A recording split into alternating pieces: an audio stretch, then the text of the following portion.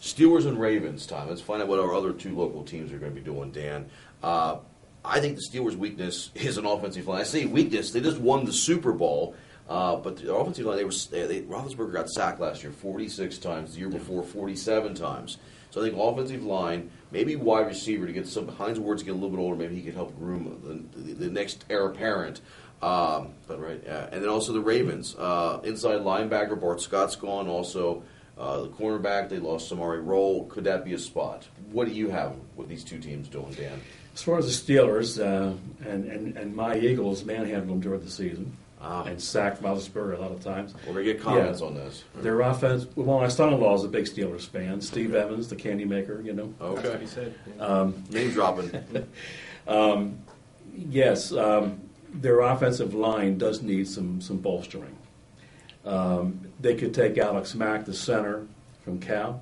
They could take Eben Britton, who's an offensive tackle From Arizona. I hope the Eagles don't take him. I have other plans for them. But he is a good prospect. He'd fit in well. They also could use a receiver because of Hines Ward. He just keeps going, but someday it's going to come to an end. Santonio Holmes is phenomenal. But they have Limas Swede, who didn't really impress me last year as a rookie. He had his moments, but he wouldn't be able to replace Hines Ward. And Washington signed elsewhere now. He's signed as a free agent. He's no longer with them. So they could use a wide receiver. They could use it. It all depends. The Steelers don't usually reach for anybody. They're pretty They're good the last drafters. 30-second pick.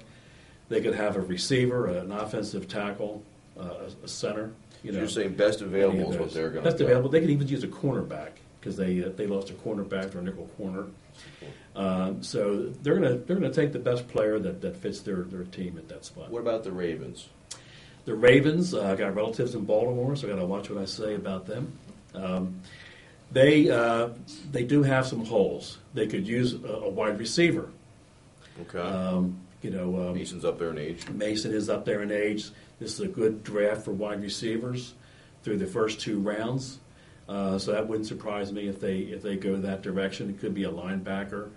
Who do you have them take at your spot? Well, right now, I've got them taking Vontae Davis, a cornerback, and I've gone back and forth, and I might even make some changes between now and the time this goes in the paper. In fact, you will, Dan. Let's face it, you will make some changes, which is good. You were telling it, you're not really high on him right now, are you? No, he's got the physical attributes. He's muscular. He runs a good 40. He didn't have a great senior year. And he has an attitude problem, and I've heard he's not that coachable. He's pretty cocky. So you might want that in a cornerback.